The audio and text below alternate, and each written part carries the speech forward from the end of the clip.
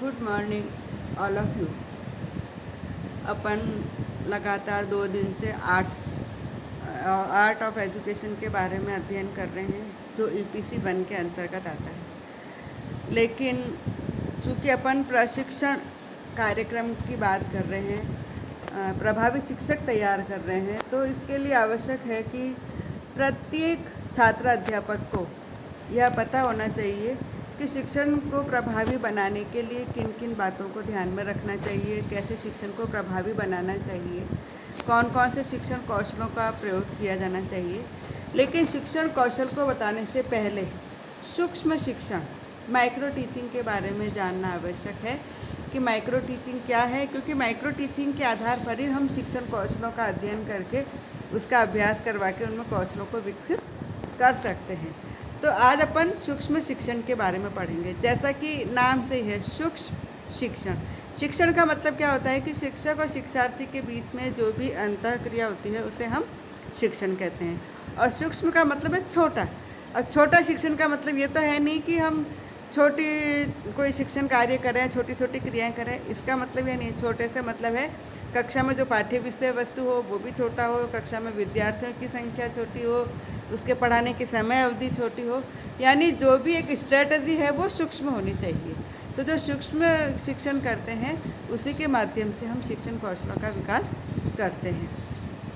अध्यापक शिक्षा संस्थाओं का प्रमुख कार्य प्रभावशाली शिक्षक तैयार करना है, लेकिन शिक्षण का स्तर गिरता जा रहा है। परिणाम स्वरूप प्रभावी शिक्षक तैयार नहीं कर पा रहे हैं।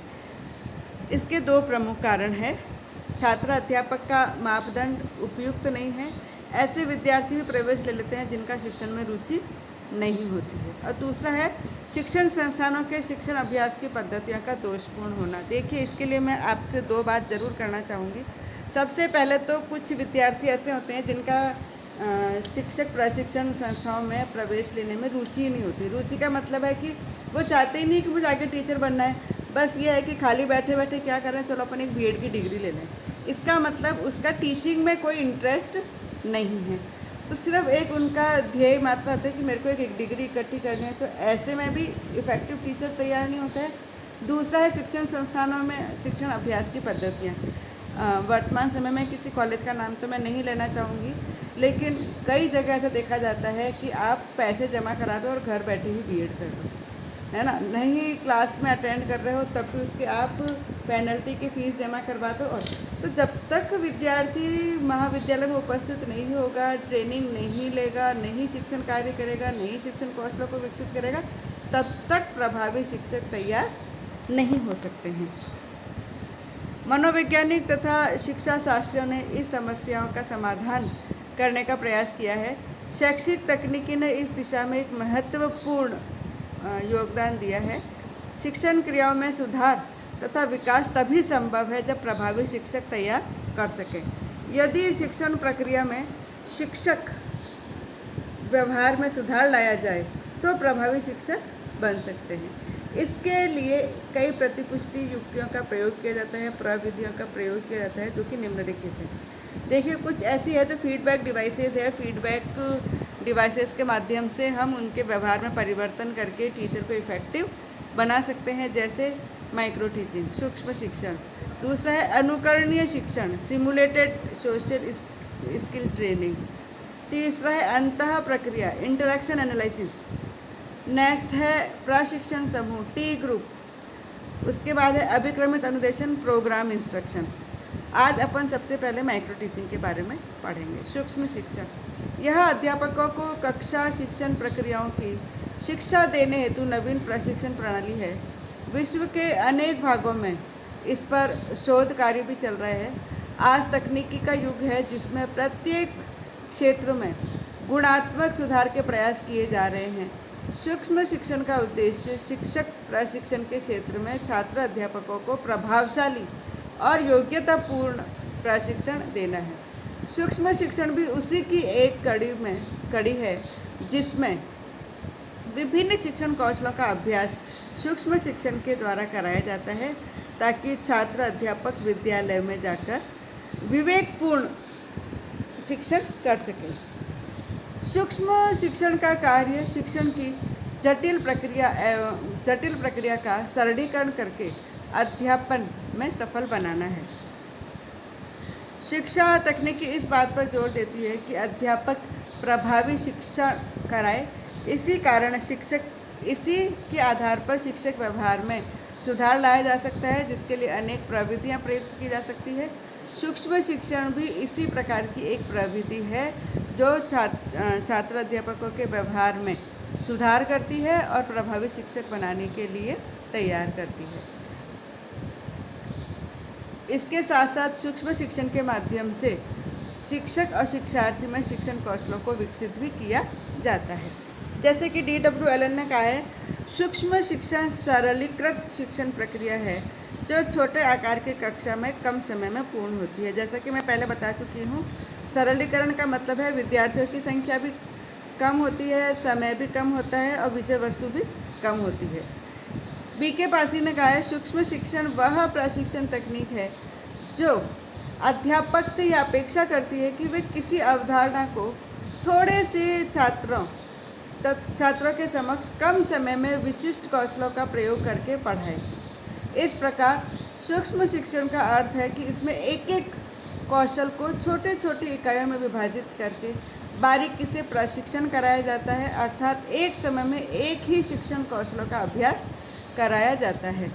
इसमें छात्रों की संख्या सीमित होती है और यह पाठ की अवधि 5 से 10 मिनट की होती है। इस रूप में इस विधि के द्वारा शिक्षण में निपुणता और कुशलता प्राप्त करने पर बल दिया जाता है। यह अध्यापन के कौशल पर आधारित अध्यापन के सिद्धांत पर आधारित है, क्योंकि इसके द्वारा छात्र अध्यापक के अध्यापन में प्रतिपुष्टि द्वारा परिवर्तन लाया जा सकता है। इसमें जब छात्र अध्यापक पढ़ाता है तो सुपरवाइज़र पीछे बैठ के सुपरवाइज़ करता है कि वो कैसे पढ़ा रहा है, उसका ऑब्जर्वेशन करता है और जो उसमें कमियां होती है उन कमियों को बताया जाता है, ताकि जब वो वापस उसी पाठ को पढ़ाए तो उन कमियों को दूर करके पढ़ाए। जब ये बार बार अभ्यास करेंगे तो ये कुशलता विकसित हो जाएगी। उपरोक्त परिभाषाओं के आधार पर हम इनकी विशेषताओं को बता सकते हैं। जैसे नंबर 1 है शिक्षण कौशलों का विधिवत प्रशिक्षण। हर 2-2 दिन में एक शिक्षण कौशल का अभ्यास करवाया जाता है। वास्तविकता तो यह है कि जब तक उस शिक्षण कौशल में निपुणता प्राप्त ना कर ले तब तक यह अभ्यास करवाया जाना चाहिए, लेकिन चूँकि महाविद्यालय में एक निश्चित समय अवधि होती है, इसलिए एक शिक्षण कौशल के लिए 2 दिन दिया जाता है। दूसरा है समय की बचत। इसमें समय की बचत होती है क्योंकि हम कम समय में हम अधिक से अधिक विद्यार्थियों को ज्ञान दे सकते हैं। तीसरा है प्रतिपुष्टि संभव है। चूँकि सुपरवाइज़र सुपरवाइज़ करता है, ऑब्जर्व करता है और जो कमियां हैं वो कमियां बताता है, तो इसके माध्यम से हम उनको फीडबैक दे सकते हैं। नेक्स्ट है नवीन तकनीकी का शिक्षण में उपयोग। जिस नवीन तकनीकी का शिक्षण में उपयोग का मतलब है जहाँ पर विषय वस्तु की प्रकृति को ध्यान में रखते हुए जैसे जैसे तकनीकी की आवश्यकता होती है, शिक्षक वहाँ उस तकनीकी का प्रयोग करता है। नेक्स्ट है प्रशिक्षण का एक साधन है। इसके माध्यम से जब शिक्षक प्रशिक्षित करता है तो सूक्ष्म शिक्षण एक ऐसा साधन है जिसके माध्यम से हम प्रभावी शिक्षक तैयार कर सकते हैं। नेक्स्ट है परिवीक्षण को सरल बनाया जाता है। मैं आगे आपको शिक्षण कौशलों के बारे में बताऊंगी कि कैसे ऑब्जर्वेशन होता है, कैसे मूल्यांकन होता है और किस तरीके से हम ऑब्जर्वेशन के माध्यम से इसका सुपरवाइज करते हैं। और लास्ट में है शिक्षण पर शोध किए जाने का उत्तम साधन है। यदि हम माइक्रो टीचिंग के माध्यम से रिसर्च करके देखें तो यह पता लगाया जा सकता है कि शिक्षण कौशलों का प्रयोग करने से शिक्षण को कैसे प्रभावी बनाया जा सकता है, कैसे हम विभिन्न कौशलों का उपयोग करके विषय वस्तु को अधिक से अधिक प्रभावी ढंग से प्रस्तुत कर सकते हैं।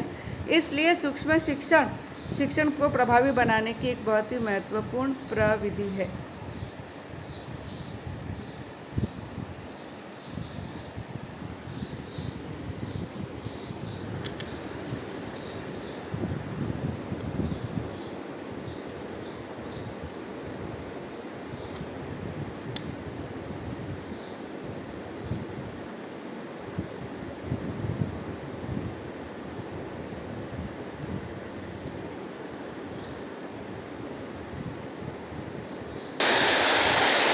Good morning all of you.